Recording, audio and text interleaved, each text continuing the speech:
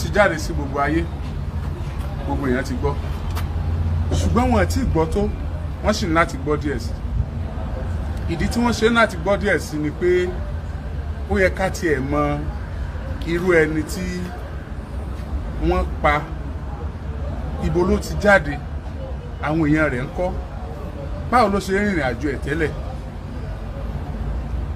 Ó sì yẹ ká mọ irú ẹni tó pààyàn, irú èèyàn wo ni. Ṣérù nǹkan bẹ́ẹ̀ sọmọ lọ́wọ́ ẹ̀ rí, bóyá mistake ni, bóyá òun sì kọ́ o.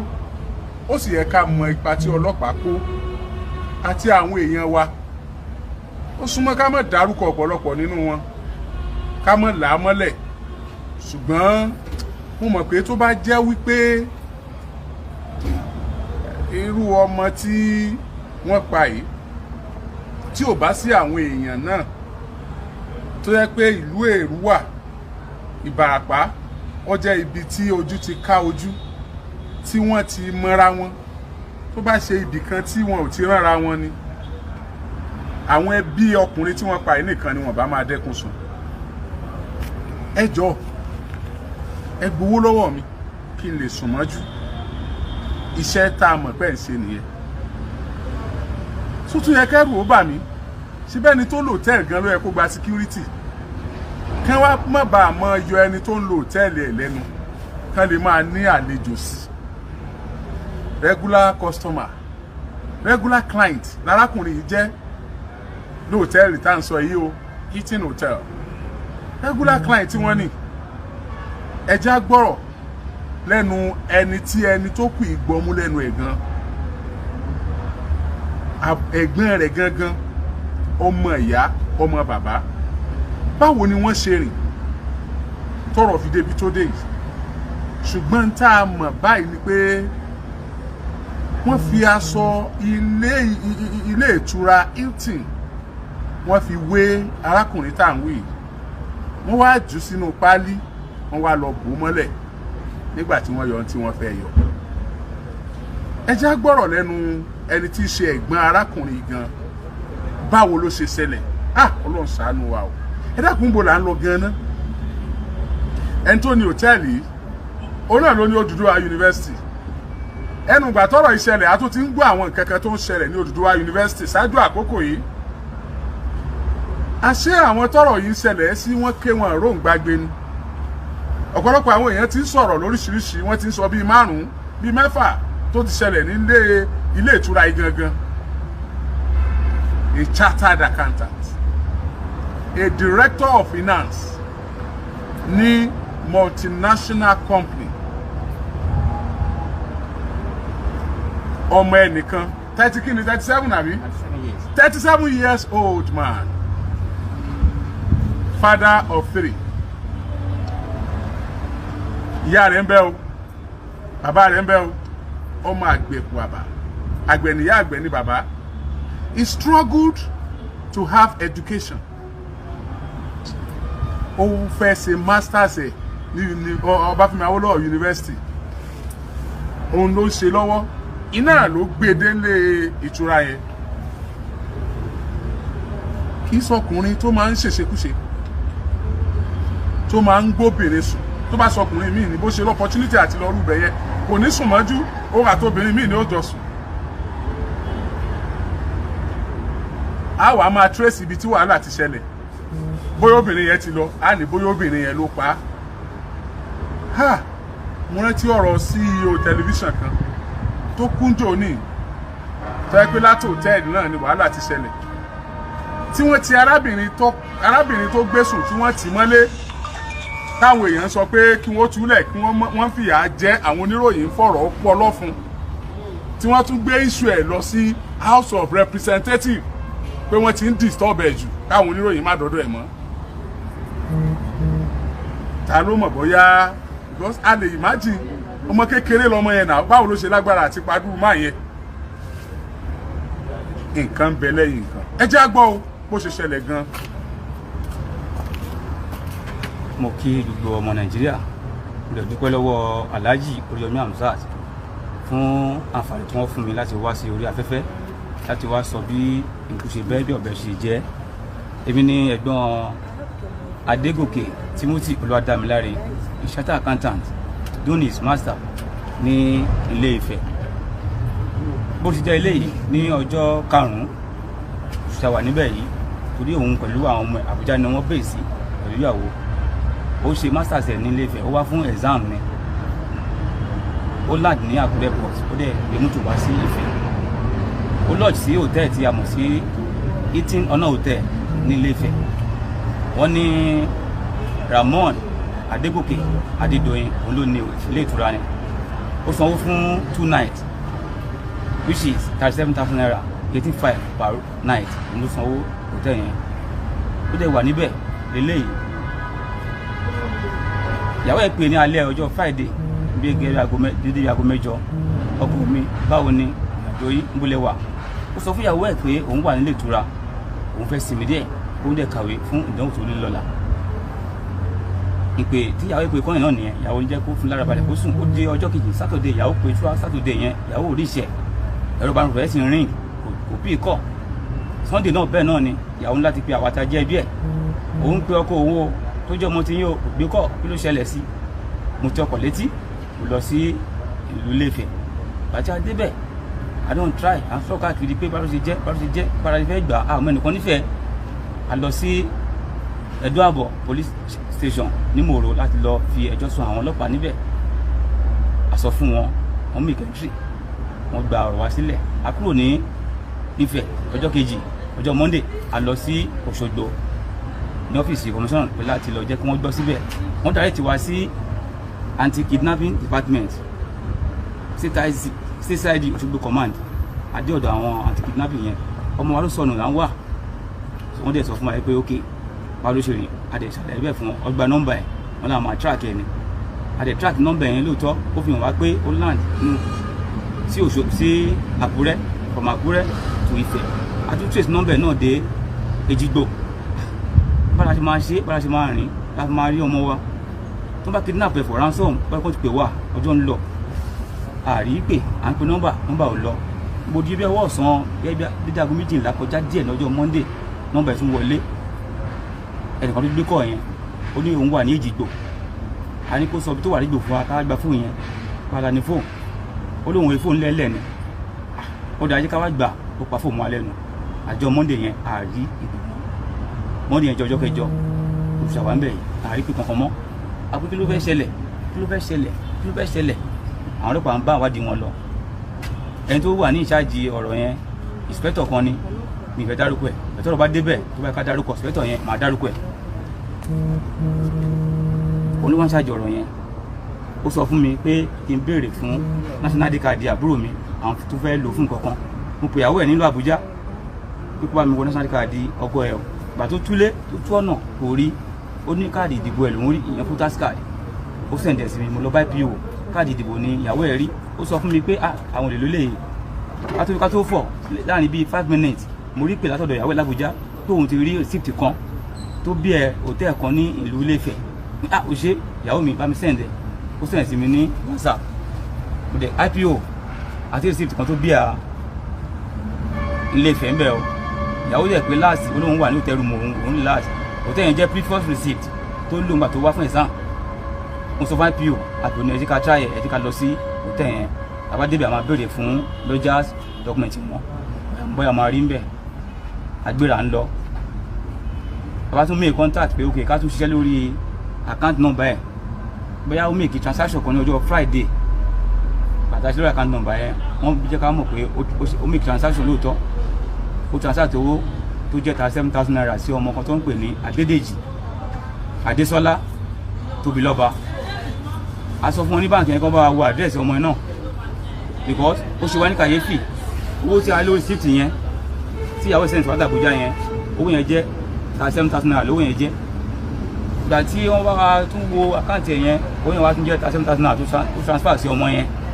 Èèyàn bà mí lọ́kàn jẹ́, Ọlọ́run àṣẹ wọn àti ojú tó rọ̀bọ̀, bóyá ọmọbìnrin ló jí ọmọ wa gbé àbí ó lè jẹ́ ọ̀rẹ́bìnrin rẹ̀ ni a lè mọ̀.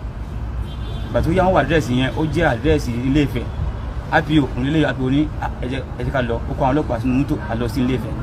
Bàtà dé hòtẹ́ẹ̀lì yẹn, Hilton Honor hòtẹ́ẹ̀lì Ramoni Adégòkè Adédoyin, òun náà ni olùdásílẹ̀ yunifásitì Odùduwà tó wà ní Ìpètùmọdù àtà débẹ̀ àbẹ̀rẹ̀ orúkọ ọmọ yẹn ó jáde olóhùn ní IPO ìfẹ́ dárúkọ IPO yẹn tó tọrọ bá kàn tó bá yẹ kí n dárúkọ ẹ̀ àbí tí wọ́n bá bí mi pé kí n dárúkọ ẹ̀ máa dárúkọ ẹ̀ èmi fẹ́ dárúkọ ẹ̀ ẹni tí mo mọ̀ ni I have his number ó wà lórí mi ó dẹ̀ wà lọ́wọ́ mi so ẹ̀yẹ ká máa bọ́rọ̀ lọ IPO ń bí ọmọ yẹn pé ṣé wà ló ń jẹ́ Adédèjì Adésọlá Tóbilọ́ba olóhùn ló ń jẹ́ bẹ́ẹ̀ ǹjẹ́ ọmọ ẹni tó ń jẹ́ Adégòkè tí kò tí ì pé Timothy jálẹ̀ ó sọ pé òun ọmọ ẹni tó jẹ́ bẹ́ẹ̀ IPO ní farabalẹ̀ jẹ́ kí n sọ̀rọ̀ jálẹ̀ ó sọ̀rọ̀ jálẹ̀ olóhùn ọmọ ẹni tó ń jẹ́ bẹ́ẹ̀ ó dáa olúwa ní duty ní ọjọ́ Friday olóhùn ló wà ní duty ẹnìkan wá síbí ó sẹ́ǹdì owó kan sínú àkáǹtì ẹ̀ parí ṣe jẹ́ ó ní ẹnìyẹn wọlé wá olóhùn ti dàbí òun ò ti ẹ̀dá mọ̀ dáadáa bẹ̀ bó ṣe wọlé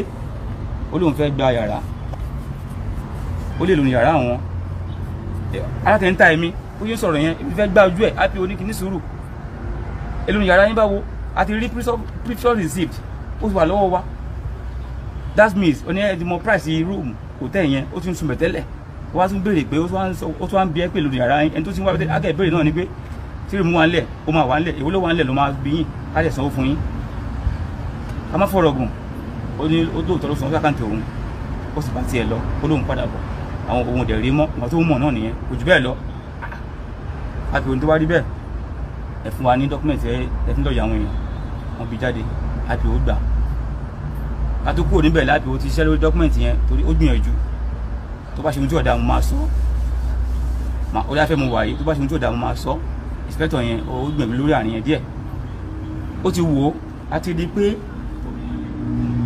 nọ́mbà receipt kan ti miss IPO wa ń béèrè ó ń pèsè wọn pé receipt yìí ti miss kí ló fà á tí ẹ ṣe jump sí nọ́mbà yìí ó yẹ kó bẹ̀rẹ̀ láti nọ́mbà yìí ni kí ló fà á bẹ̀rẹ̀ láti fún mi kí ló ṣẹlẹ̀ sábúrò mi bàtà ń bá a lọ IPO fi áńkọ̀ sọ ọmọ ẹbìnrin lọ́wọ́ ó arrest ẹ̀ àgbé lọ sí Òṣogbo láti fẹ̀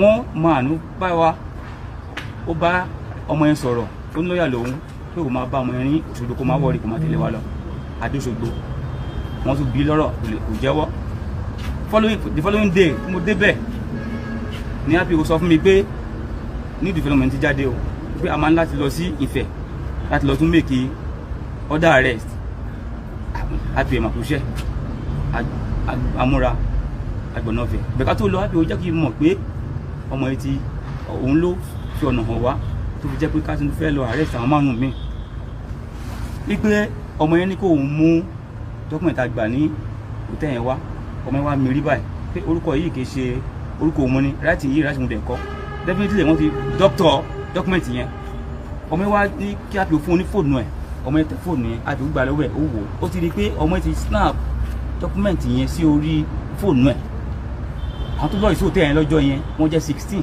mẹ́rìndínlógún ni wọ́n orúkọ àbúrò mi ní number 1 Adégòkè Timothy Olúwadámiláre room 305 ní wọ́n allocate fún and he paid 37,000 naira for 2 nights followed by other name the name making 16 èyí tó ń tẹ̀gbẹ́ fún wa ní hòtẹ́ẹ̀ yẹn 15 ló wà ń bẹ̀ IPO ní báyìí a ní láti lọ sí Ifẹ̀ láti lọ make more arrest wípé receptionist ti ọmọ yìí Bísọ́lá yìí tó handover fún following day àti àwọn others tó ń jọ ṣiṣẹ́ get them arrested àgbé wọn wá sí Òṣogbo ládébẹ̀ àgbé wọn láti tó gbé wọn ní Adédoyin yìí tó ní hòtẹ́ẹ̀ yìí tó ti ń wá náà àti ṣe pankipanki níbẹ̀ yẹn wọ́n lè testify sí IPO lè testify sí èmi tí mo ń hot tẹ́pà búrò mi ni wọ́n ṣe nǹkan tí ò dáa fún tí mo ń hot tí mo wá búrò mi Adédoyin wá ń ṣe sìmẹ̀sìmẹ̀ àtàwọn ọ̀rẹ́ kan níbẹ̀ mo plus wọn fẹ́ cause nuisance níbẹ̀ lọ́jọ́ yẹn they have to beg me pé kí n ní sùúrù ọ̀rọ̀ ní sùúrù kọ́ ilé yìí o Adédoyin àwọ̀ ju ọkùnrin náà ń pè ẹ́ tí ẹ bá ṣọ́ra ẹ máa fi ṣe ṣòpin o tó dáa ń gbọ́ series of things nípa ọ̀tẹ̀ yẹn délé òkè ṣàkọ́kọ́ kì í ṣe kejì kì í ṣe kẹta kó ti tó bí ẹ̀kẹfà tí àwọn soldiers máa miss níbẹ̀ yẹn pé bẹ́ẹ̀ torí àwọn family wọn ò lẹ́nu ń bẹ̀ ṣé n tó bá lówó sí kọ̀ọ̀rọ̀ ayé wa ni tó lónìí kan ló ní ayé ni alówó àlówó àjọ ní ayé yìí ni lóòótọ́ àwọn olówó bẹ́ẹ̀ aléèyàn àti lọ́rọ́run mo sọ fún Adédoyin bẹ́ẹ̀ yẹn lọ́jọ́ yẹn he tried to beg me Adédoyin sọ pé my brother take it easy sorry sorry for yourself sorry for what you say I should sorry for what sorry my foot I want my brother so with the help of the police around wọ́n sábẹ̀ mi wọ́n mú mi àwọn mọ́tò ìsúnmọ̀ ìwé a lọ sí Òṣogbo ọ̀la márùn-ún yẹn a kó wọn lọ báyẹn bàtà adéṣogbo the RPO and the OC anti-kidnapping Òṣogbo wọ́n interview wọn orally pé báwọn ṣe jẹ́ wọ́n gbé kinní ìtagbà ní dọ́kùnrin ìtagbà lótẹ̀ yẹn lọ́jà names contact ìtagbà lótẹ̀ yẹn wọ́n á fi wọ́n kọ̀ọ̀kan pé ta ló ṣe jẹ́ ọ̀kan ní ṣẹ́kà lòun ìkejì ní òun ni manager 4 ọ̀kan ní òun ni receptionist eléyìí lòun lọ́dítọ̀ wọn ló wá ń dùn fà kíni fún wa náà ṣòwò tí ọdítẹ̀ ni olóhùn tí ọdítẹ̀ ok ẹ sọ báwo ni orúkọ ẹni ṣe mix báwo ṣe mix àti ó dẹ̀ ṣú ẹ̀ fún lórí fóònù Adésọlá yẹn àbí Tóbilọ́ba yẹn pé ẹ wá wò ó wọ́n dẹ̀ rí wọ́n yanu ni ìpínlẹ̀ òtún àwọn sáyẹn lé ìbọ̀ ilé yìí àwọn kan dọ́kítọ̀ ẹ̀ ni àti òní kan jẹ́wọ́ wọn jẹ́wọ́ until the following day but one of them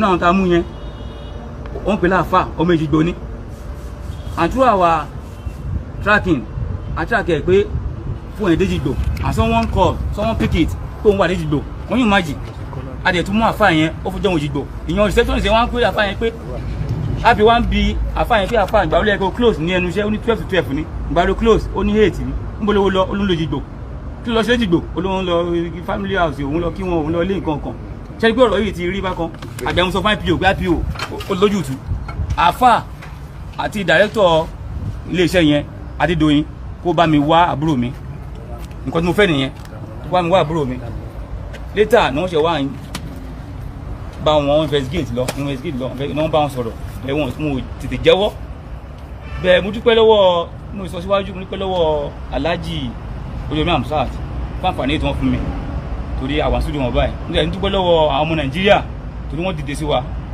wọ́n pa lẹ́nu kan ọ̀bẹ alọ́lọ́run wọ́n dìde sí wa mo fẹ́ máa dárúkọ àwọn yẹn pọ̀ tí wọ́n dìde tó jẹ́ àwọn alágbára tó ní mo sọ fún Adédoyin mo confront ẹ̀ Adédoyin I will tell you we hold this Nigeria this country together tẹ́bá wọ́n ló wà influential òun kó security rìn bíi 5 6 7 eléyìí ò jẹ́ wá justice must prevail in this case Adédoyin wá rán lọ́ọ̀yà sí mi lọ́ọ̀yà wá sí Òṣogbo láti Ifẹ̀ ó wá ń bá mi I don't know the name of the lawyer but I know him by saying the lawyer called me my brother come mo ní why are you calling me say I want to talk to you okay kí ló ṣẹlẹ̀ ó ní my brother what do you think we can do before what do you think we can do to what who are you ó ní lọ́ọ̀yà lòun lọ́ọ̀yà ta ni ó lọ́ọ̀yà Adédoyin lòun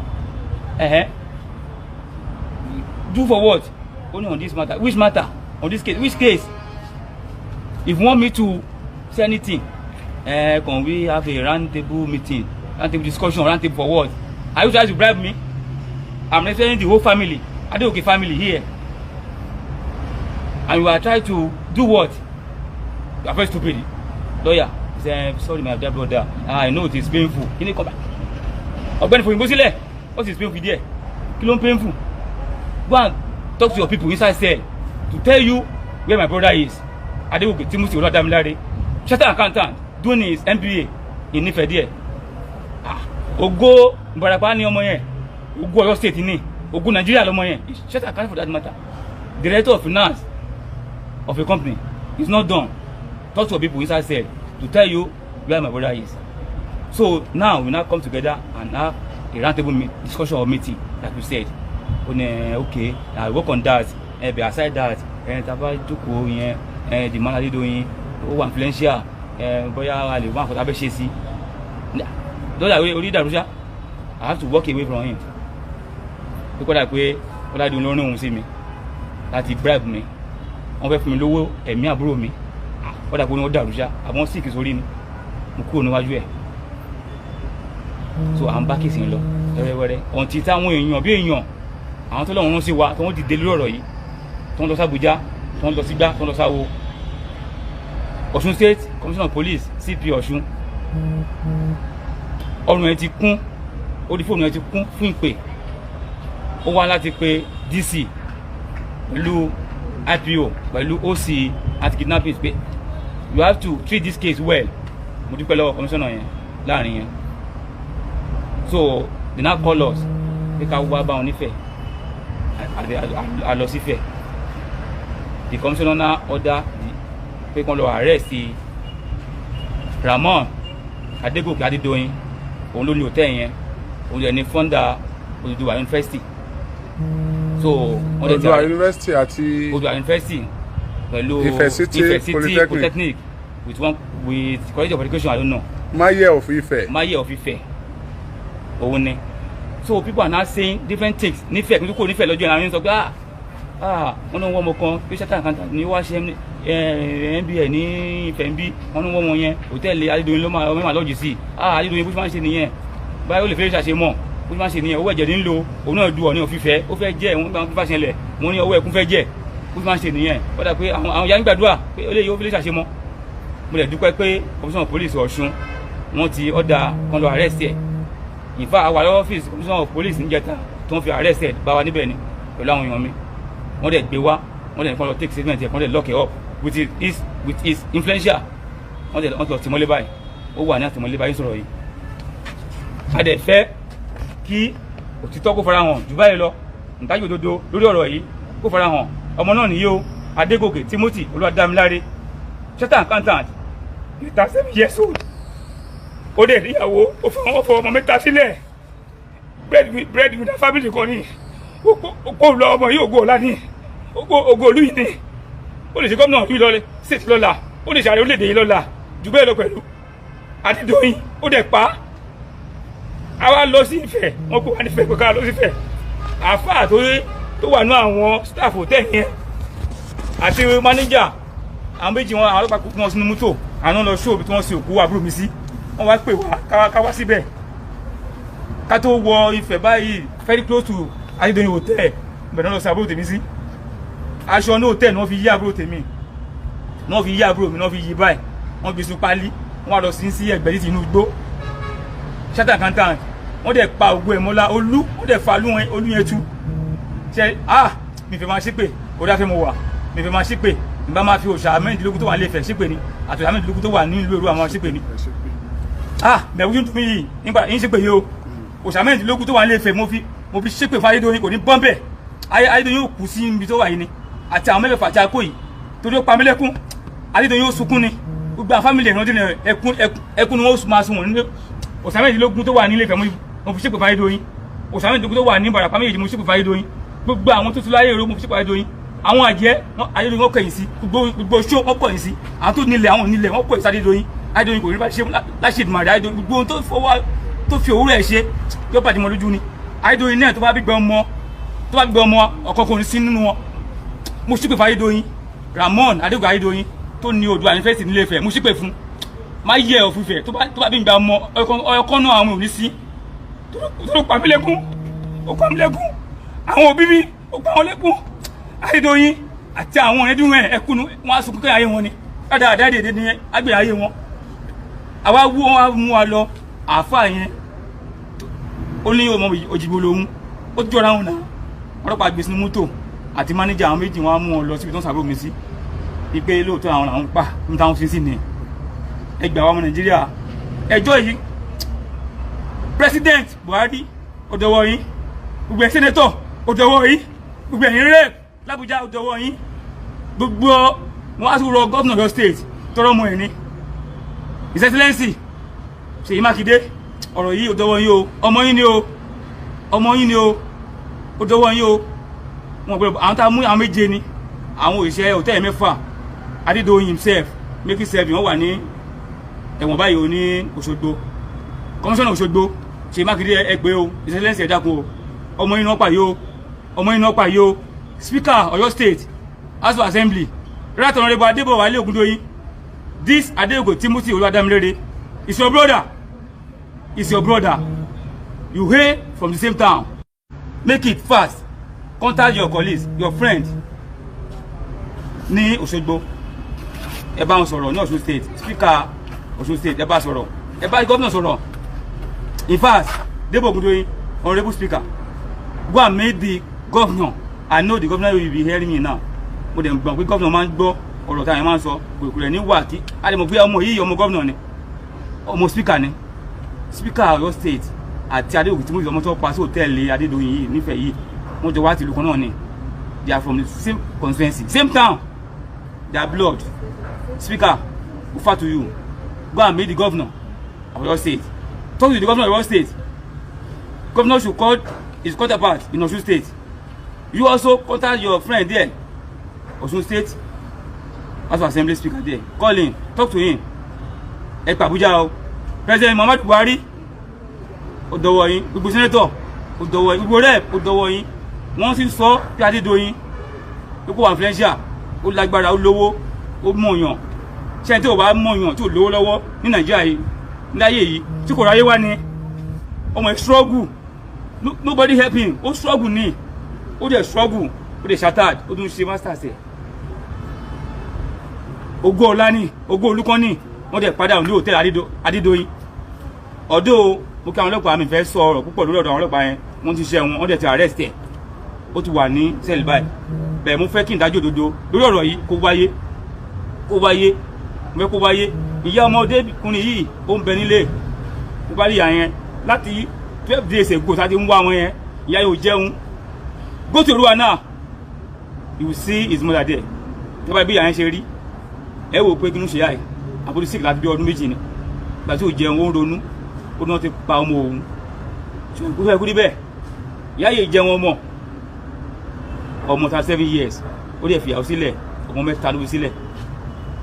Ṣé kú níbẹ̀?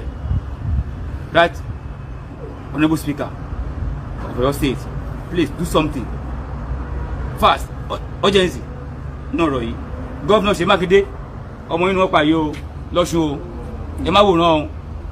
Ṣèyí Mákindé, Governor Oyo State, ẹ má wòran o. Wọ́n ti pa ọmọ yín o. One of the charter accountant ní Oyo State náà ti pa yìí o. One of the master holder náà ti pa yìí o. Ọmọ yín ni o. Governor Ṣèyí Mákindé má wòran o. Wọ́n ti wá láti kúnlẹ̀ àti speaker ni o. Ẹ má wòran o.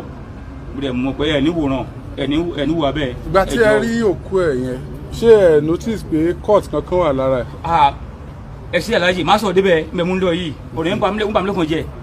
Adúró tí òkú àbúrò mi tí wọ́n fi wú jáde báyìí àti one of my uncle ẹni tí wọ́n mọ̀ níbi ẹ̀mí dárúkọ uncle mi yẹn tí wọ́n bá débẹ̀ lọ́jọ́ wájú máa dárúkọ wọn bí mi dárúkọ wọn bẹ́ẹ̀ mi ní ẹ̀gbọ́n Timothy immediate brother ni sífà sí mother èmi mú tán òun lòún gbọ́mú yẹn.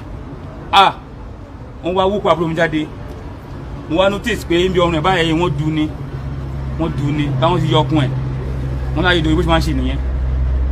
Wọ́n máa ń ṣe ritualist kidnapping and ritualist ni Adédoyin. Ẹ jọ̀ọ́ ẹ gbà wá o. A dẹ̀ lọ sí hòtẹ́ẹ̀lì yẹn RPO mo kí RPO yẹn mi ìdárúkọ ẹ̀ bẹ́ẹ̀ RPO ló wà ká yẹ mo kí a jọ lọ sí hòtẹ́ẹ̀lì yẹn ni ó carry me along. I spent 10 days over there wọ́n dẹ̀ carry me along. A dẹ̀ lọ sí hòtẹ́ẹ̀lì yẹn a dẹ̀ béèrè fún key room 305 tá room lodge sí. Ìgbà tí wọ́n ti confess pé ó lodging síbẹ̀ lóòótọ́ ó lodging síbẹ̀ àwọn tẹ̀ fún room 305 àgbà kí hòtẹ́ẹ̀lì yẹn a dẹ̀ síbẹ̀ we now notice wípé wọ́n change mattress and bedsheet yẹn and I notice RPO can testify to it tọ́lọ̀ bá débẹ̀ I have the evidence with me. RPO also have his own evidence àdìpọ̀ wọ́n force sí kí yẹn wọlé ni ilẹ̀kùn yẹn wọ́n force ẹ̀ wọlé ni àbúrò mi ti sùn singlet ló wọ̀ with short knicker like this ó ti sùn wọ́n force ilẹ̀kùn yẹn wọlé báwọn ti ń drag yẹ báwọn fọwọ́ sí lọ́rùn ni wọ́n yọ nǹkan tó wọ́n yọ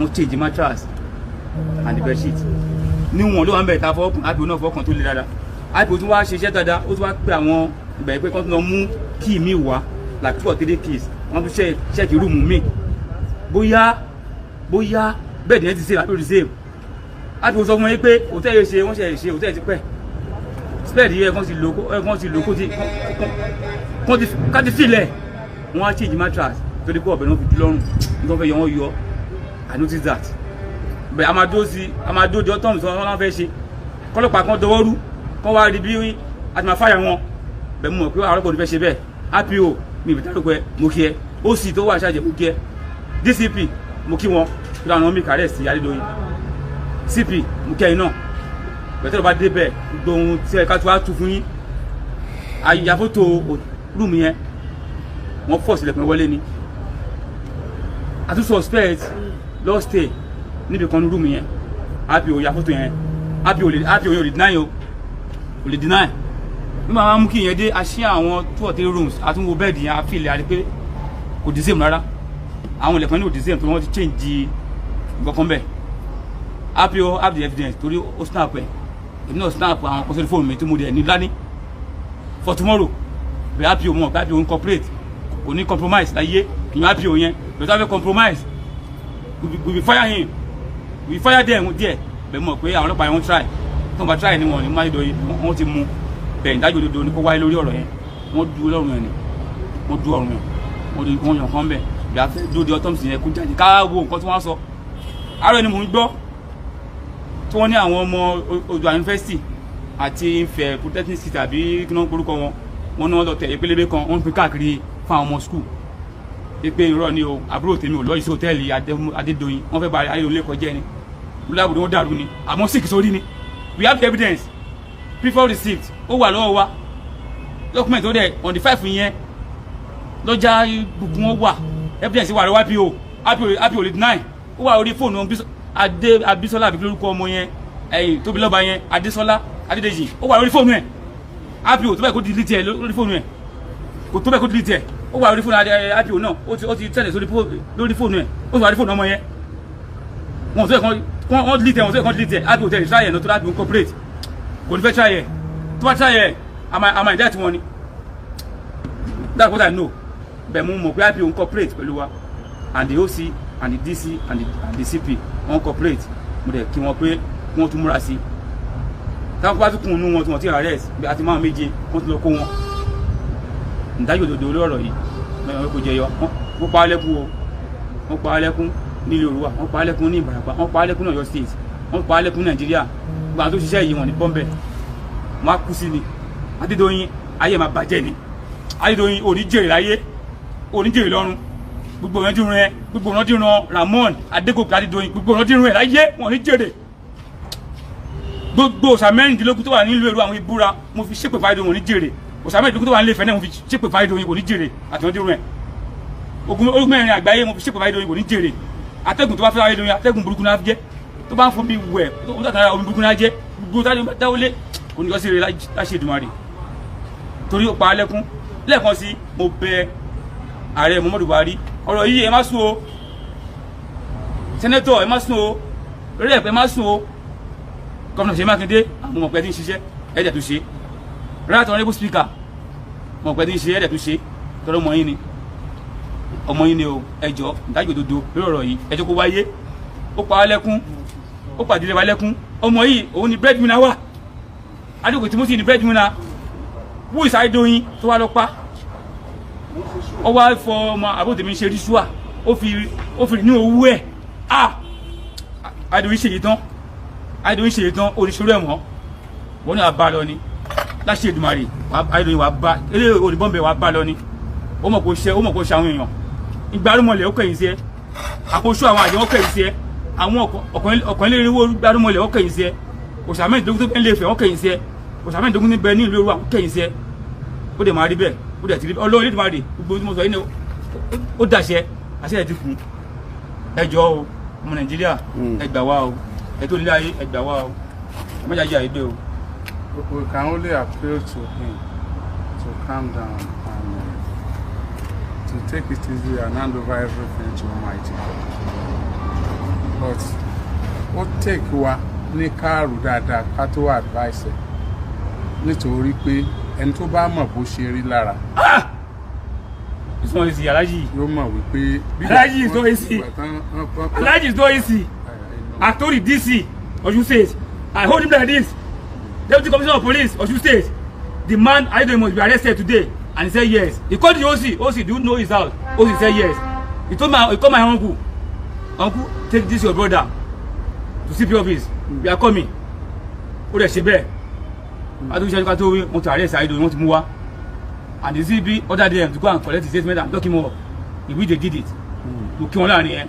Àwọn ọlọ́pàá ẹ̀ compromise. Wọ́n ti compromise. But tó bá try such, we fire them. We appreciate you for that. We will indict them tó bá try ẹ̀. Bẹ́ẹ̀ mọ̀ fún wọn ní try ẹ̀ náà. Compromised. Now, mo tún mo feel pain. Alhaji, my brother, my immediate brother, Ramon Adégòkè Adédoyin, ó dẹ̀ pa. It's not good, it's unfair.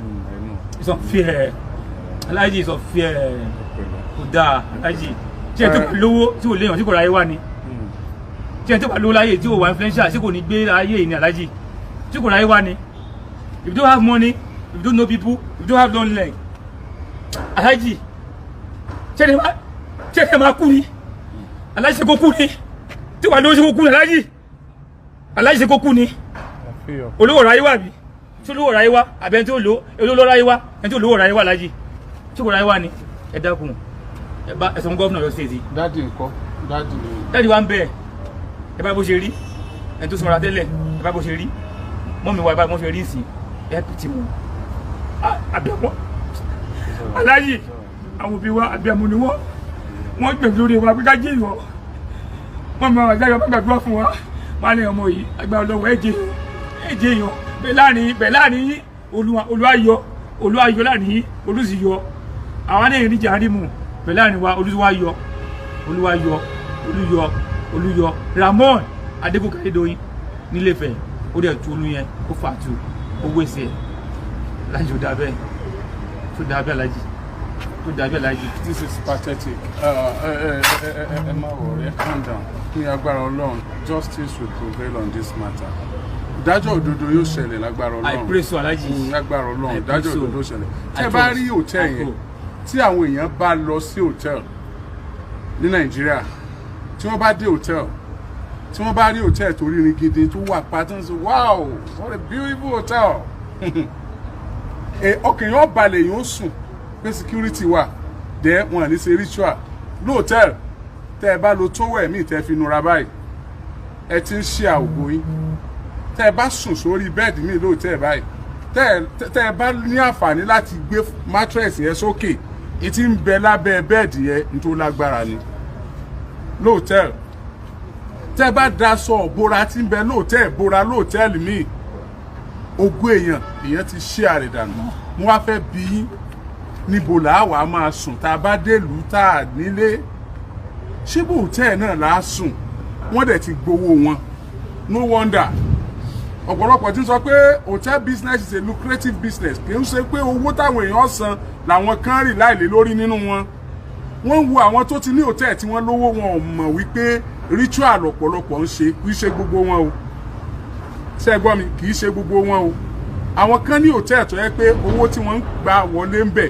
òun náà ni wọ́n ń ná o wọn ò báyé èèyàn jẹ́ o bọ́tí èèyàn bá rí hòtẹ́ẹ̀lì hilton hòtẹ́ẹ̀lì yìí tó bá ń ka méní méjì nífẹ̀ẹ́ kò sí nínú hòtẹ́ẹ̀lì tó wà lọ́wọ́ ẹ̀yìn hòtẹ́ẹ̀lì tó rí dáadáa ni location wà pa wọ́n ṣe ìta rẹ̀ tó rí gidi tó pé tí èèyàn bá wọ bẹ̀ yóò pé no kì í ṣe hòtẹ́ẹ̀lì jẹ́kúbẹ́ àwọn hòtẹ́ẹ̀lì jẹ́kúbẹ́ yẹn rí bẹ́tọ̀ gan lèèyàn ti lè máa bẹ̀rù pé bóyá wọ́n lọ ritual mo tún gbọ́ pé kan tún ṣẹlẹ̀ lẹ́kọ̀ọ́ hòtẹ́ẹ̀lì ńlá náà wọ́n pè é nẹ́tíwọ̀kì ti lọ mo gbọ́ pé kan tún ṣẹlẹ̀ lẹ́kọ̀ọ́ hòtẹ́ẹ̀lì ńlá náà wọ́n pè é Nàìjíríà níbo là ń lọ ó dá àwọn ọmọ tí wọ́n ń kẹ́kọ̀ọ́ ní Odùduwà yunifásitì a mọ̀ ṣe nǹkan a gbọ́ pé tó ti ń ṣẹlẹ̀ nílé ìwé yẹn náà máa yìí náà wọ́n dẹ̀ ló ní yunifásitì lẹ́nu ìgbà tọ́rọ̀ ìwà ṣẹlẹ̀ wọ́n ní PR tí Ramon Adégòkè Adédoyin ṣe hẹ́n hòtẹ́ẹ̀ yẹn nìyẹn bá fi àwọn èèyàn bóyá wọn ò rí hòtẹ́ẹ̀ yẹn lẹ́ ń wò yẹn o hòtẹ́ẹ̀ yẹn lẹ́ ń wò yẹn o wọ́n ní PR tí Ramon Adédoyin Adégòkè tó ṣe pẹ̀lú àwọn òṣìṣẹ́ rẹ̀ àwọn tó gbéṣẹ́ fún ni pé wọ́n wá lọ tẹ pamphlet kan jáde wọ́n wá lọ sí ilé ìwé Odùduwà yunifásitì rẹ̀ tó dálẹ̀ àti Ifẹ̀ City Polytechnic tó dálẹ̀ wọ́n wá pìwé yẹn pé wọ́n fẹ́ bà lórúkọ jẹ́ ni o àwọn ti ṣe research o àwọn ti rí i pé ọmọkùnrin tí wọ́n ń wá yẹn kò lọ́ọ̀jì sí hòtẹ́ẹ̀lì hilton hotel o kò lọ́ọ̀jì sí hòtẹ́ẹ̀lì Ramon Adédoyin Adégòkè o wọ́n wá háwé yẹn káàkiri tọ́ fíwé yẹn bá tẹ̀ ẹ́ lọ́wọ́ ṣó mọ̀ pé wọn náà ò ní fẹ́ káwọn òbí rẹ̀ sunkún lórí rẹ̀ ṣó mọ̀ pé ọ̀dọ́ ni ọkùnrin tá à ń sọ yìí ó lè ṣeéṣe kó jẹ́ pọ̀ ọ̀dọ́ nìwọ náà ó lè já gbàlagbà nìwọ náà ó dẹ̀ lè jẹ́ middle age o gbogbo ẹ̀ téèyàn bá nírú kí lórúkọ ọkùnrin tá à ń wáyé Adégòkè Timothy tá a bá nírú Adégòkè Timothy àsọmọ á nírú ẹ̀ àṣẹ̀gbọ́n àbí ká ní irú rẹ̀ àbúrò ta ló fẹ́ kí Ògún ná gbòǹgbò ìdílé òun kọ́ wọ mi? Ta ló fẹ́ kí ògo ìdílé òun kọ́ wọlẹ̀ láìpẹ́ ọjọ́? Ta ló fẹ́ fojú sunkún Olúọmọ? Kò sí. Wọ́n sì ní kẹ̀lẹ̀bẹ̀ balẹ̀ sára gírí. Ọlọ́kùnrin lọ́mọ bí tí nǹkan gbé ṣe nínú ara. Ẹ dákun torí Ọlọ́run.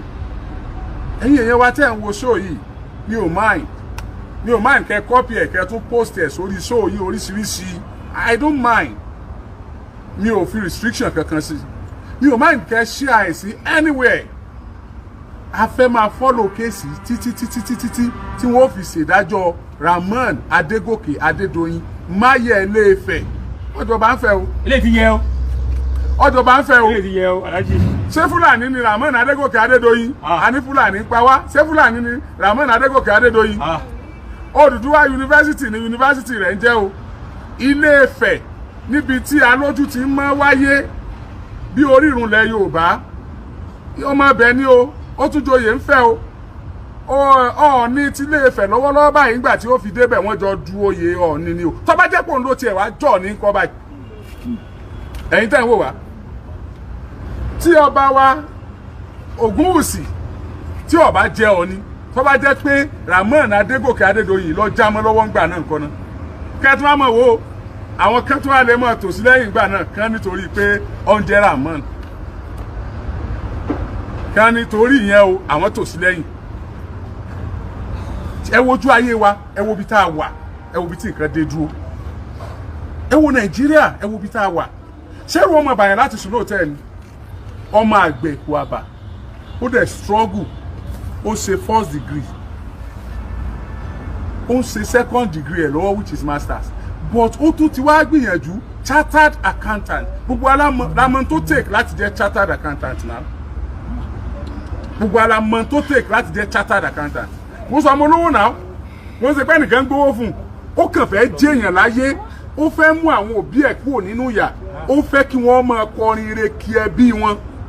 Ó fẹ́ dàbí Dr. Ismail Adéwùsì lérúwà. Ó fẹ́ dàbí àwọn èèyàn ńláńlá tó tèrúwà jáde. Ó fẹ́ kún wọn. Ọlọ́run sì ní oríṣẹ́. Director of Finance ní multinational company. Director of Finance ní multinational company. Ẹ lè imagine ẹ wo tí wọ́n waste dànù. Mo mọ̀ pé ibi tí Rahmon Adégòkè Adédoyin bá wà báyìí yóò regret pé wọ́n mọ̀ pé ẹni tó ń parí báyìí. But must you know? Must you kill human being? Must you? Must you kill human being? Kí ló ń wá láyé? Ẹ má wá sọ pé kí ni tún wá o. Ní tó ti ṣe kó tó ní ni o. Wọ́n máa ń renew rẹ̀ ni o. Wọ́n fi renew rẹ̀ ni o. Ẹ má sọ pé kí ló tún wá o. Kí wọ́n á ní future àwọn tó ń kàwé ní Odùduwà University báyìí. Àbí ìjọba ò ní fún wọn certificate mọ́ wọ́n ní wọ́n mọ̀ bá ṣe ritual. How many do we know like this? Ṣebí ìta àrí là ń sọ. How many hotels ló ń ṣe báyìí? Ṣebí ìta àrí là ń sọ. O ní university, o ní polytechnic, o tún ní wọ́n ló ní college of education náà tá àti ìmọ̀kọ rẹ o. Ó tún ní hòtẹ́ẹ̀lì. Gbogbo ibi téèyàn lè wà tó ti lè rí ìyàn lò.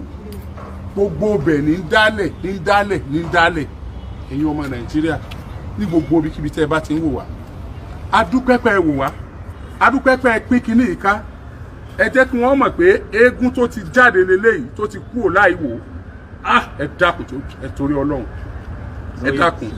Ẹ fọkàn balẹ̀. That is not easy. Pẹ̀lẹ́. It's not easy. Ìdájọ́ òdodo ó wáyé lágbára Ọlọ́run. I pray so, amen. Ìdájọ́ òdodo ó wáyé. Ìdájọ́ òdodo ó wáyé. Ìdájọ́ òdodo. O no deserve láti live. Mo no deserve láti live. Kò deserve láti live. Torí Bíbélì ní ẹni tó bá pa ni nípa idà náà ni wọ́n fi pa. O no deserve láti live. Ẹ má dárúkọ but mo fẹ́ kẹ́ appreciate gbogbo àwọn tó ti gbé gbèsè lórí ọ̀rọ̀. Ẹ má dárúkọ. Wọ́n kẹ́ alágbádá ló tiẹ̀ sí báyìí. Ẹ bá mi appreciate. Thank you very much. Èmi náà wíwá lọ́kùnrin láti appreciate. Mo appreciate àwọn friends there, committee of friends tó jẹ́ àwọn friend àbúrò mi. I appreciate them all for their support. So far àwọn friends there wọ́n try gan. Wọ́n try gan. I don't want to mention name. I appreciate my younger brother friends here and abroad. I appreciate them all. And the people stood beside us. In fact, I appreciate àwọn èdè wọn lọ sí Abuja 5G. Wọ́n ti dé wọn wá bá kọ́mítì wọn ní Ọ̀ṣun. wọ́n tún lọ wọ́n káàkiri mo appreciate àwọn náà mo tún appreciate company tí àbúrò mi bá iṣẹ́ appreciate them Shaman Stone Company Matama Abuja appreciate their HR branch manager and all the staff appreciate them all for their support bẹ́ẹ̀ wọ́n lókun okùn nìbọn ró. I want you to appreciate Speaker personally because of what I will get there, sir. Okun nìbọn ró the friends please ẹ má ṣe carry length o continue pushing continue working and his company Shaman Stone please we appreciate you but continue still pushing you are in Abuja continue pushing please continue pushing. Mo wá appreciate the right honourable speaker ọdún mo ti ń rọwọ́ wọn you know I don't mention others name but the speaker has to mention his name because speaker of your state House of Assembly and their brothers hail from same town.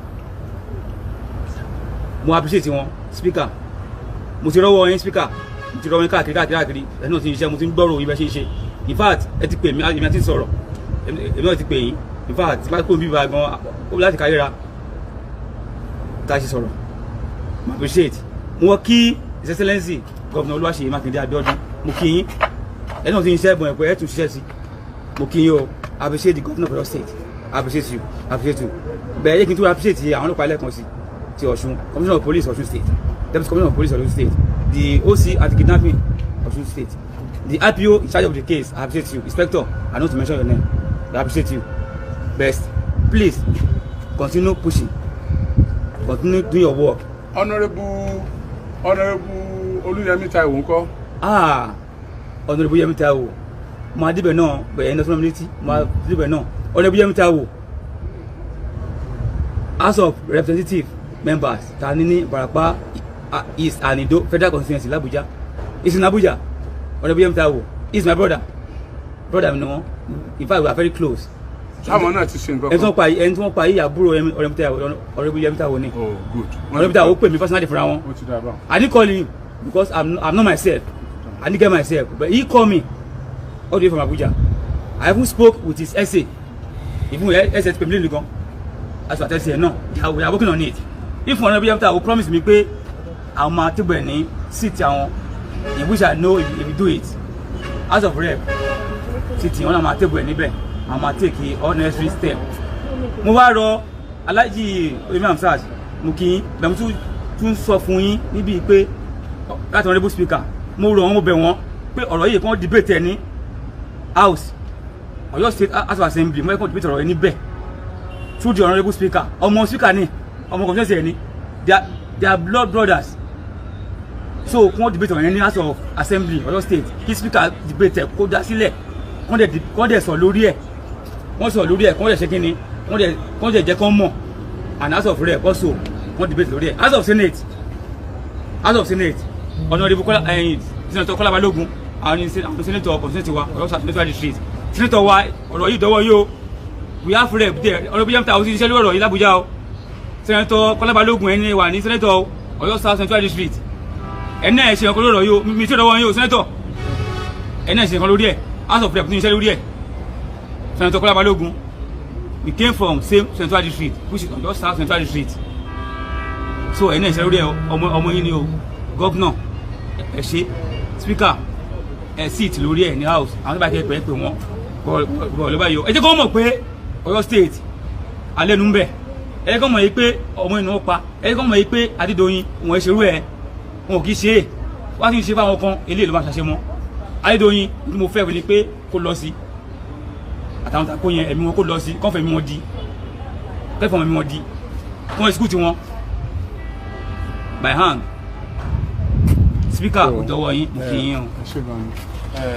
kò ní jù báyìí lọ ṣùgbọ́n à ń sọ fún yín adẹ̀bí ń tó yín létí a máa fún yín ní progress report on this matter time to time títí tá a fi máa rí i wípé ìdájọ́ òdodo ó wáyé a máa fún yín ní progress report bó bá ṣe ń lọ ẹ ṣé gan ni o ẹ bá wa ṣe àyè kó lè tàwọn alágbára lọ́wọ́ náà díẹ̀ sí ẹ ṣé ẹ pẹ̀lẹ́ ẹ pẹ̀lẹ́.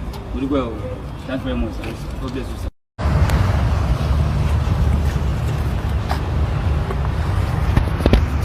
wá sọ́fíìsì náà. ẹ̀ẹ́dẹ́ wá.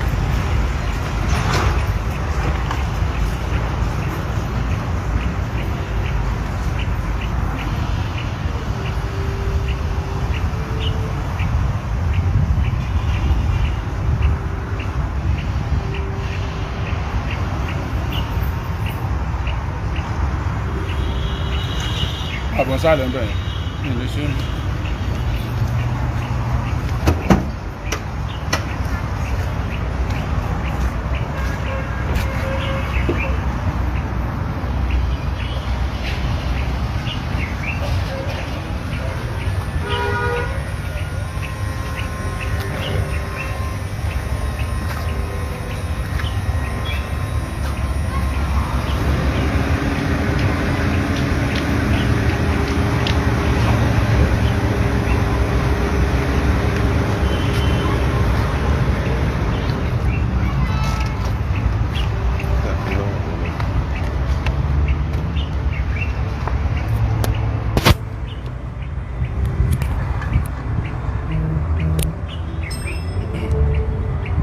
Ẹ̀yin ọmọ Nàìjíríà,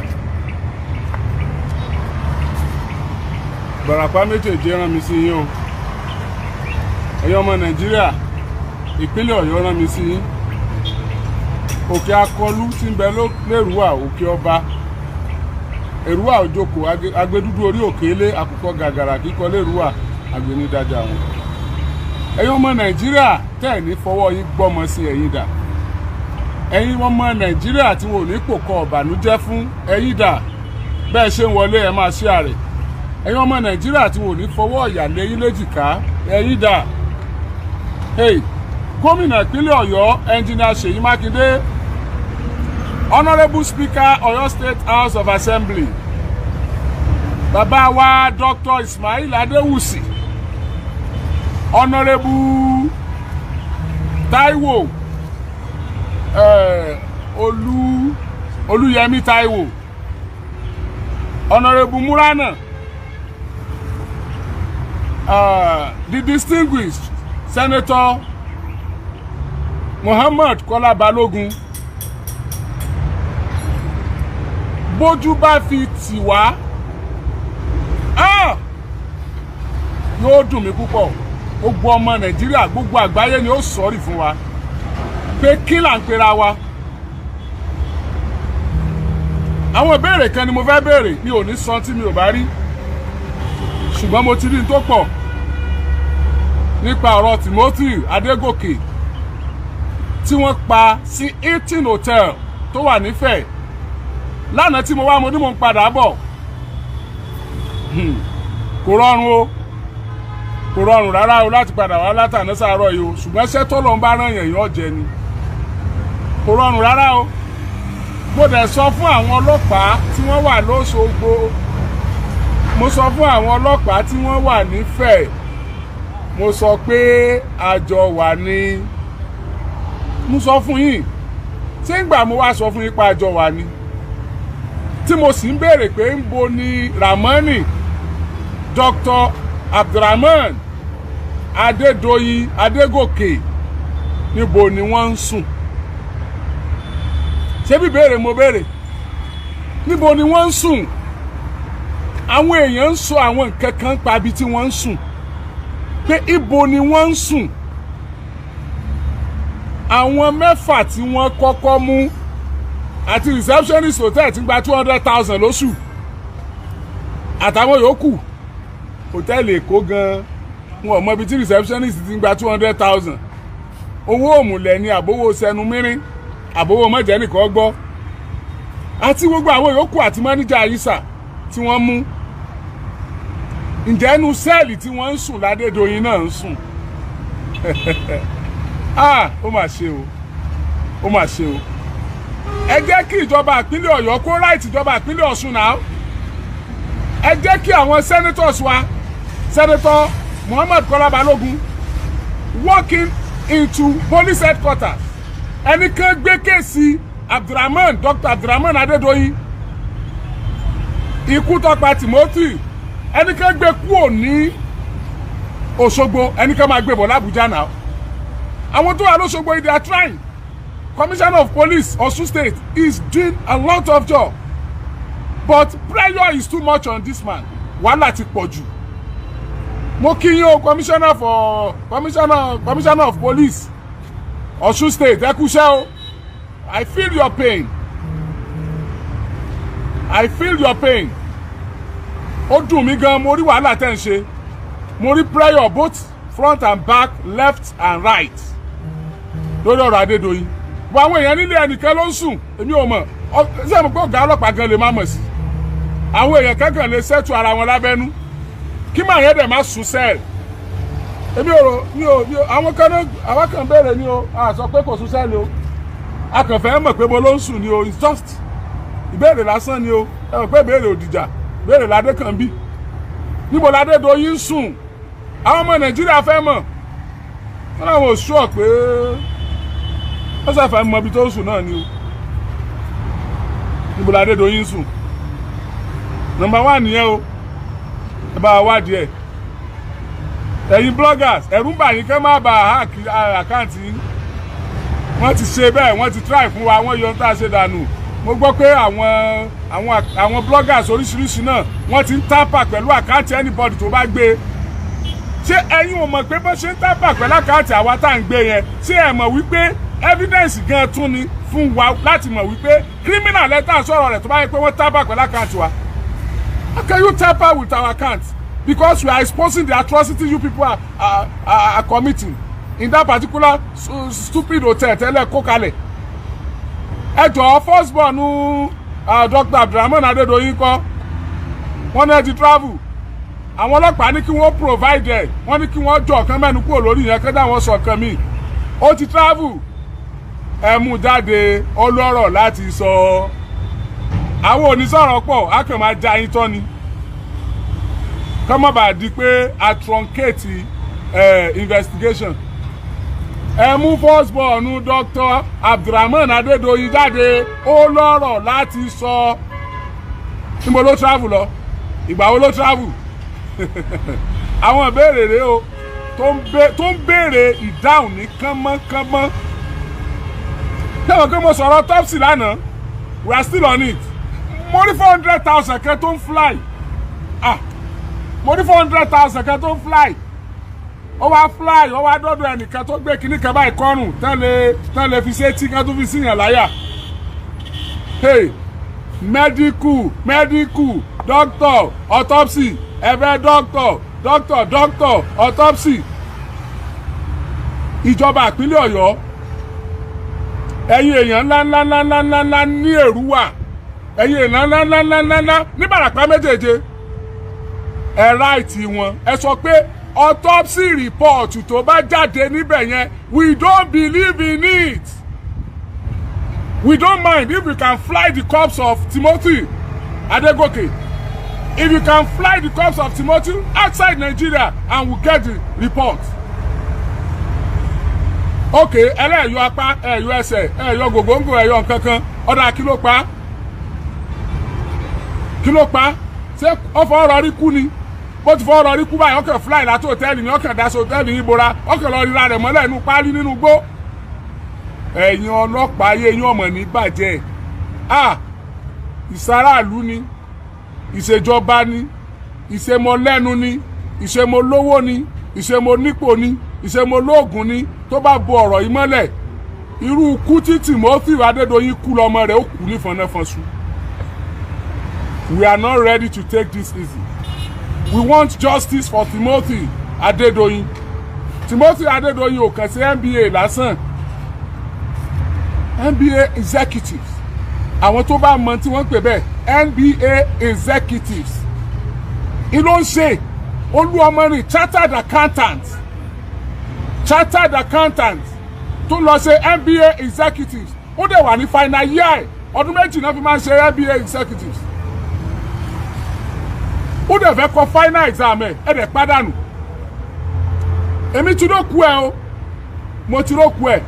Ibi ọwọ́ ọ̀tàn níbi ọwọ́ ìsàlẹ̀ báyìí mo rí tó pọ́n díẹ̀.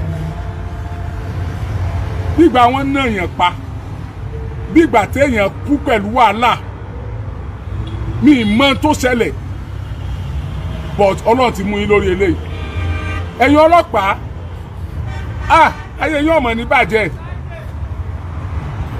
ayé yín ò ní bàjẹ́ o autopsy report yẹn kò tí ì jáde o ẹ gbọ́ kò tí ì jáde o mo fẹ́ ká mójútó o àwa ti rí autopsy report rí o nígbà tí ìjọba fẹ́ fìyà jẹ wá tí ẹ tí ó sì autopsy kan wò kú báyìí tó ní ok tó lẹ̀ kan tó wù a fẹ́ rí result autopsy report eléyìí wọ́n ní family ó dùn bẹ́ẹ̀ àwọn family ó dùn ẹ̀yin family tẹ́ bá ti débẹ̀ lọ́la bí Timothy Adédoyin bá kú dànù tẹ́ńtọ́ pa tí ọba jìyà ẹlẹ́dàá rẹ̀ ò ní jẹ́ kẹ́yìn náà sinmi ẹnikẹ́ni tó bá compromise lórí ikú Timothy Adégòkè ẹlẹ́dàá Timothy Adégòkè ò ní jẹ́ kó sinmi ẹlẹ́dàá àwọn ọmọ rẹ̀ ò ní jẹ́ kó sinmi ẹlẹ́dàá àbẹ́jì tó bí kò ní jẹ́ ó sinmi ẹ sọ fún wọn tó bá ti ní ká ẹ dúró kíní kan ẹ sọ fún wọn pé ẹ ní trust nínú wọn kán fúláì òkú yẹn kúrò níbẹ̀ yẹn kán gbé kéèsì yẹn kúrò níbẹ̀ yẹn kán máa kó wọn lọ Àbújá kájọ mójútó ẹ̀rù ń bà wá àti ẹ̀ nígbàgbọ́ mọ́ rárá ọmọ Dr. Abdulrahman Adédoyin first born wọn àwọn ọlọ́pàá ní wọ́n mú wá ẹjọ́ ẹ jẹ́ kí wọ́n mú wá lẹ́jọ́ jẹ́ ẹ tún wá gbà kan sí mo béèrè pé sẹ́nu sẹ́ẹ̀lì yẹn ní Dr. Abdulrahman Adédoyin sùn ẹni tó ní hòtẹ́ẹ̀lì Hilton Hotel tó ní Odùduwà University mo ń béèrè pé sẹ́bẹ̀ ló ń sùn ẹ mú mọ́ tí mo rí ṣé bẹ́ẹ̀ yìí náà lórí Facebook níbo ló wà tó ti ṣe voice tó ṣe yẹn tán gbé sórí Facebook of the oppressors in this same Oyo State a kì í ní access fóònù rárá fóònù ó jìnnà síyàn ó ṣe voice ìgbà tó ṣe níyàwó rẹ̀ náà ṣe arámọ̀dẹ̀yìn o ọmọ ọlọ́mọ ti kú okú rẹ̀ sì wà lọ́rùn yín ìyàwó ń ṣe voice ọkọ ń ṣe ìyàwó ń bá Facebook sọ̀rọ̀ ọkọ ń bá Facebook sọ̀rọ̀ arámọ̀dẹ̀yìn ẹ̀ tí ẹ̀ bẹ̀rù Ọlọ́run ta ló fún wọn nírú àǹfààní yẹn náà ṣé kí tó dé sẹ́ẹ̀lì náà ti ń ṣe ni àbígbà àwọn dé sẹ́ẹ̀lì àbígbà àwọn lọ sùn lálẹ́ kí wọ́n tó gbé wá láàárọ̀ ọjọ́ kejì náà sọ gan ṣẹ́gbà àwọn lọ sùn lálẹ́ ni kí wọ́n tó gbé wá láàárọ̀ ọjọ́ kejì èmi kàn béèrè ni o mo kàn béèrè ni o ṣẹ́gbà àwọn lọ sùn lálẹ́ ni kí wọ́n tó gbé wá láàárọ̀ ọjọ́ kejì another thing ẹ̀yin ọlọ́kadà afẹ́ tí wọ́n gbowó fún tẹ́ ẹ pera yín léèyàn Dr. Abdulrahman Adédoyin ẹ̀ sì bẹ̀rù Ọlọ́run ṣé bí gògóńgò ni mò ń wò lọ́rùn yìí ṣé bẹ́yìn náà bímọ ṣé bẹ́yìn náà lẹ́mìí tí wọ́n bá pa yín dànù bí àbí pọmọ yín dànù bẹ́ẹ̀ kí lẹ rò pé mọ̀ ṣe ẹ wá ń protest ẹ wá ní gandan o àwọn ọmọ fẹ̀tọ́ wà lérúwà o àwọn ọmọ fẹ̀tọ́ wà ní gbọ́ra o àwọn ọmọ fẹ̀tọ́ wà ní bàràpá o wọ́n ti ń lé wọn o wọ́n ti àwa nílò àkàyè àwọn bàràpá nílò àkàyè justice làwa ń fẹ́ a lè mú ìdájọ́ lọ́wọ́ ara wa a lè pẹ́ anybody ẹ̀yìn kọ́ lẹ pa tọ́mọ fẹ́ bá wà ń bàràpá tọ́mọ fẹ́ tó wà ń bàràpá ló pa Timothy tọ́mọ fẹ́ bá wà tá a jọ ń ṣeré tá a jọ ń jẹun nítorí ẹ̀yọ́wọ́ ẹ̀ nínú àwọn àjọ máa jẹun lọ́nìí eléyìí ṣèjà lù ọ̀daràn lù yín la fẹ́ mú kú òun bẹ́ẹ̀ a fẹ́ mẹni tó pa wá lọ́mọ ni a sọ pé òun lọ pa ṣùgbọ́n òtẹ́ẹ̀lì ẹ̀ ló kú sí ó ní láti jẹ́jọ́ ní ẹjọ́ ọ̀pànìyàn lélẹ́yìí kì í ṣẹjọ́ èèyàn méjì ń da ẹ̀mí ló bọ̀ ẹ̀mí tó bọ̀ yé ẹ̀mí tó so mọ́ pọ̀ ẹ wá ń protest kìíní kan o ọpẹ́ pàtàkì lọ́wọ́ commissioner of police ìpínlẹ̀ Ọ̀ṣun o ó lé wọn dànù ó ní kó lọ tú wọn ká owó tí wọ́n fún yín ẹ lọ gbà ẹ lọ dá padà fẹ́ni tó fún yín lówó ẹ tún gbà kan sí o ní títún lọ lọ́wọ́ ni mo tún ní sọ yìí o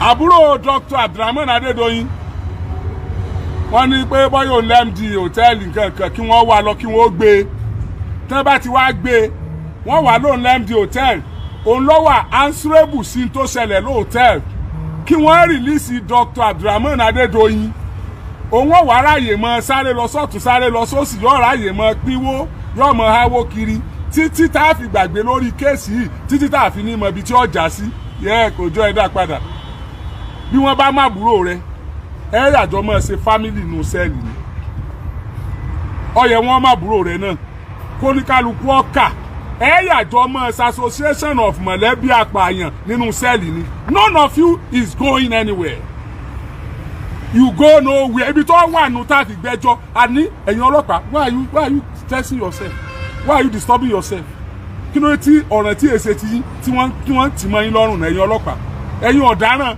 ẹ̀yin ẹ kọ statement ẹ gba statement ẹ já lọ ilé ẹjọ́ tá a bá ti dé ilé ẹjọ́ ìbádájọ́ sọ̀rọ̀ ó kú ọlọ́run yín nu rẹ́yọ̀ ti pọ̀ wọ́n ti fẹ́ pa komisanna ìpínlẹ̀ Ọ̀ṣun komisanna of police wọ́n ti fẹ́ pa wọ́n sà fún lọ́rùn báyìí ni bẹ́ẹ̀ kan ti ń gba bí yọ bẹ́ẹ̀ làwọn kan gba bí yọ bẹ́ẹ̀ làwọn kan gba bí yọ bẹ́ẹ̀ làwọn kan gba bí yọ wọ́n ti fẹ́ pa kí ló ń tẹ́ fẹ́ para yín ẹ̀yin lè fẹ́ para yín ẹ pa ẹ wò ẹ gbogbo tó ti wà nílẹ̀ tí ẹ ti tó èèyàn sun hòtẹ́ẹ̀lì ẹ yọ orúkọ ẹ kúrò nínú lodgers book èèyàn kú ẹni ò sun ọ̀dọ̀ yín àwa wíta ìwí mo gbọ́n tí Dr. Abdulrahman Adédoyin sọ ọ wá ní pé òun ọ̀mọ̀pẹ́ ní yẹn sun hòtẹ́ẹ̀lì ó ní receptionist òun yẹn òun ló fẹ́ jí owó gbé tó fi ní kí wọ́n sẹ́ndì owó sákàǹtì òun pé àkáǹtì receptionist pé àkáǹtì UBA àwọn tó wà nífẹ̀ẹ́ inú ọ̀yẹ́kẹ́ni yẹn sanwó sí pé ṣùgbọ́n àkáǹtì receptionist ló sanwó sí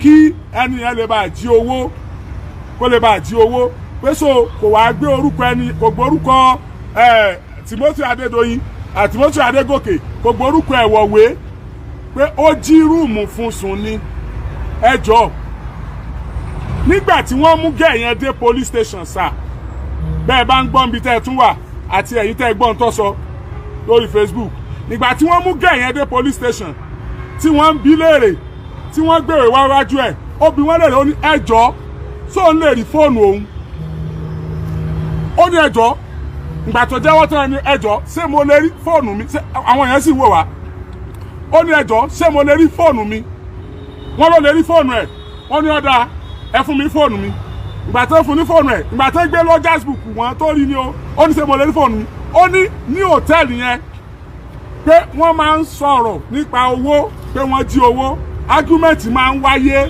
nípa lodgers book yẹn pé tó ń bá ti wá fẹ́ close ìgbà tó ń ti mọ̀ yẹn òun wá máa ń take picture nǹkan tó wà nínú lodgers book kóun tó lọlé pé nǹkan tó ń rì kì í handwriting òun náà handwriting òun lòun fi kọ̀wé this one is not my handwriting then I could remember I registered 16 people not 15 ìgbà tó yẹ tí wọ́n mú fóònù ẹ̀ wò tó yẹ wò òun fúnra rẹ̀ wá fi hàn wọ́n ó ní lórí fóònù òun yìí ṣe é rí pé handwriting yàtọ̀ pé someone from somewhere has doctored this particular lodgers book wọ́n wá rí i pé èèyàn 16 ló wà nínú ìwé rẹ̀ lóòótọ́ mo ti gbàgbé nọ́mbà tí Timothy wà ń bẹ̀ wọ́n ti wá yọ orúkọ Timothy kúrò nínú new one tí wọ́n kọ èèyàn 15 ló wà nù yẹn handwriting wá yàtọ̀ lóòótọ́ ok tí wọ́n bá sọ pé gẹ́ẹ̀ yẹn ni ló ṣe yẹn torí pé ó jí owó mú that means pé gẹ́ẹ̀ yẹn ò ní kọ orúkọ Timothy sínú ètò wà nínú fóònù gẹ́ẹ̀ yẹn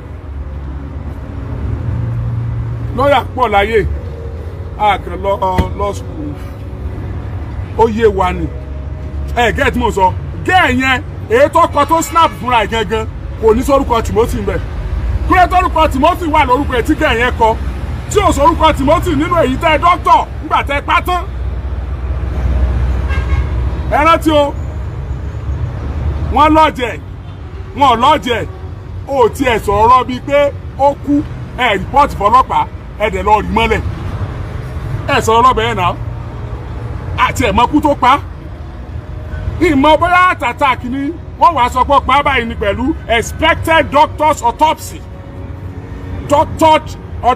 report mi ò mọ̀ bóyá wàá sọ pé ikú kan ló pa o àtàtà kìíní o ó gbómi parí ni o inú ní irun o ẹ̀dọ̀ rẹ̀ wúwo tẹ́lẹ̀ lẹ́ẹ̀mọ́ o ṣùgbọ́n gbà kú ní ìṣe ti mọ̀ ẹran tí a máa go tó pé ìyàwó rẹ̀ o a máa go tó pé ìyàwó rẹ̀ gangan o ẹ wo ẹ kú olórí ẹ lè lè ṣe mọ́ obìnrin kan bẹ nífẹ̀ẹ́ ó ti bímọ dáadáa ń gbọ̀dá lónìí òun fẹ́ bímọ kan sí òun fẹ́ fi ṣògùn owó ó sì bímọ ẹyọ kan lóòótọ́ ó sì fi ṣògùn owó alájà kí lórí kan ẹgbẹ́ láìpẹ́ ẹ̀ tí mọ̀ nǹkan kan ìfẹ́ mọ́ wà bí mo ṣe wà yìí ìfẹ́ mọ́ wà bí mo ṣe wà yìí we want nothing on this matter but justice we want nothing but justice ọmọbìnrin kan kú ní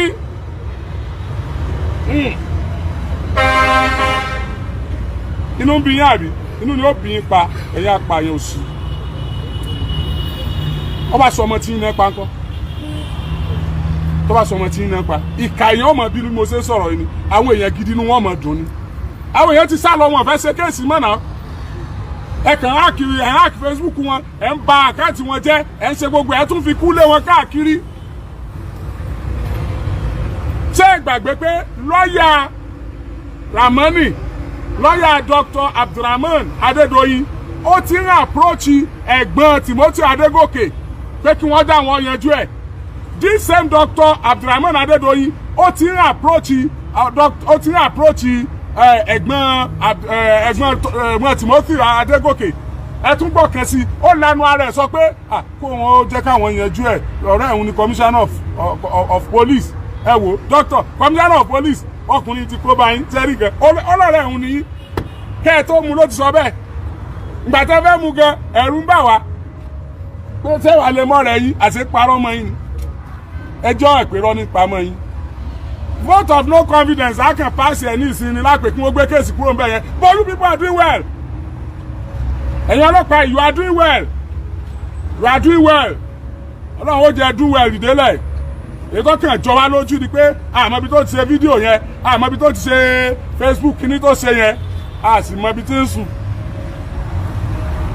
a sì mọ ìdí tí òfin lè sọ̀mìtì ọmọ rẹ̀ fún ìtọ́lọ́mọ òun ti travel a sì mọ tó bá pé kí wọ́n má búrò rẹ̀ wá lórí òun ọmọ lọ bọ́ ọ̀gá ọlọ́pàá ti sọ̀rọ̀ ó ní kó dàbọ̀ má búrò ẹ̀ wá ó lòun náà lọ ibì kan tíṣẹ́ bá ti já iṣẹ́ ti já mo sọ lánàá sẹ́yìn èso ọmọ ìgboro ni iṣẹ́ bá ti já àlàyé iṣẹ́ ti já iṣẹ́ eléyìí ó ti já ní nǹkan bíi kò tí ì tọdún méjì tán ní Odùduwà yunifásitì tí a rántí ọmọbìnrin tó kú tí wọ́n ń wòkú ẹ̀ káàkiri tí wọ́n ráàpù òkú ẹ̀ bí wọ́n ṣe ráàpù òkú Timothy náà tí wọ́n lọ rí nínú igbó bọ́yá ẹ̀mọ̀ bàbá rẹ̀ ti kú o ikú ẹ̀ ló pa bàbá rẹ̀ ìyá rẹ̀ dẹ̀ ti ní stroke ní ìsìn l'Amẹ́ríkà. This same Odùduwà University owned by the same questionable character human being that owns the same hotel, Hilton Hotel. Gbogbo ẹ̀yin tẹ́ ń fihàn ṣe ètùtù ọ̀la láyé gbogbo ẹ̀yin tẹ́ believe nínú iṣẹ́ apá yín àfi ẹ̀jẹ̀ ẹ̀yin nu Ọlọ́run ikọ̀ kan báyìí lọ́lọ́run máa mú yín ó tún kú o ó kù tó pọ̀ bàjẹ́ ṣùgbọ́n kẹ́ ẹ lè bá rẹ̀ lè consume dáadáa kẹ́ ẹ lè rí iṣẹ́ àì mo tún ń bọ̀ lọ́la èmi ò ní kú ẹ̀yin ò ní kú o bí bá ṣe ń lọ wọ́n mọ̀ já yín sí ń já yín tán ṣùgbọ́n ẹ̀yin alágbára tó bá dọ̀wọ́ aago 8 alẹ́ ṣe ń sọ díẹ̀ mbẹ́ ọkùnrin kan bẹ́ẹ̀ ń fẹ̀ níbi ọdún díẹ̀ sẹ́yìn tó bá ti di bí ọwọ́ aago 12 sáago kan òru ẹ mọ ṣẹ́kẹ́ṣẹkẹ̀ ayé jọ̀hún tí wọ́n fi mọ́ kó wa lẹ́rú yóò so mẹ́sẹ̀ yóò wá mọ́ rìn kiri Ifẹ̀ níhòòhò ọmọlúàbí yóò wá mọ́ rìn kiri ṣẹ́kẹ́ṣẹkẹ̀ wà mọ́ ọdún gbọ́nrangán tí fi ń kóre Ifẹ̀ ńgbà náà ń bọ̀ lọmọkùnrin wà nísìn ìyàwó rẹ̀ ti step up ó ti ń ṣe kí ni wọ́n tọ́jú ẹ̀ lọ àti àbọ̀yọ́ lè yàn kan náà láti ẹ̀ ń sọ látàrí ẹ wo mọ́ ń lọlé á pàdé lọ́la ní mọ́ lọ mo tún ti rí information mi wọ́n ní mọ́ ti lọ wọ́n ní mọ́ ti lọ ẹ̀yin tẹ́ ń sá mo bẹ̀yẹn mọ́ sá mọ́ ẹ jẹ́ àjọṣe léyìí mo bẹ̀ yín torí Ọlọ́run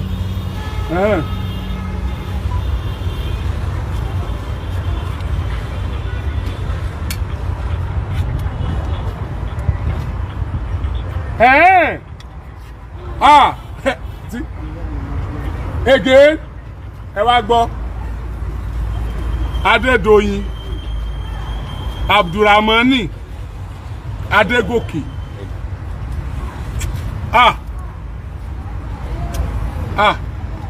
ọlọ́pàá kálá jásífàáwù Adédoyin Abdulrahmani Adégòkè ọmọ sífàáwù. Tell your people to stop trailing me around. Yes. Tell your people, call them to order. Oríyọmí Hamzat ni wọ́n ń pè mí o. Mi ò rẹ́ra mi ṣẹ́ o. Tell your people. Níjẹta mọ́jú àná, mo ríṣẹ́ yín lórí àkáǹtì mi lórí Facebook page oriyomihamzat.com. Àná mọ́jú èní náà, mo ríṣẹ́ yín. And I can prove it beyond reasonable doubt. Àwọn tó ẹ̀yin tí wọ́n hack àkáǹtì yín, Gist Lover, wọ́n ti bà àkáǹtì ẹ̀ jẹ́. Àtọ̀pọ̀lọpọ̀ àwọn èèyàn tí wọ́n ń gbé ọ̀rọ̀ yìí pé kí Timothy Adédoyin kọ́mọ̀kù lásán, wọ́n ti bà àkáǹtì ẹ̀ jẹ́. You did the same thing to my account. What's your problem? What is your problem? Agbára òṣìwò lóní. Tó ẹ pé wọ́n ní tó ọmọ sọ kiri fẹ̀ ni pé olówó ṣe gbogbo tó ìyá ní ọjọ́ ọmọ tádíkà gbàgbé ẹ̀. Owó ọ̀rẹ́ mi. Owó ọ̀rẹ́ mi, owó òṣì ẹ̀ mi. Ẹ wá sọ pé ẹsẹ̀ tíṣà kìíní kan, ẹsẹ̀ kìíní kan, àìmọye bójúbójú iṣẹ́. Ta ló mọ̀ bóyá parí iṣẹ́ eléyìí lọ́wọ́ ń gbà yẹn ni?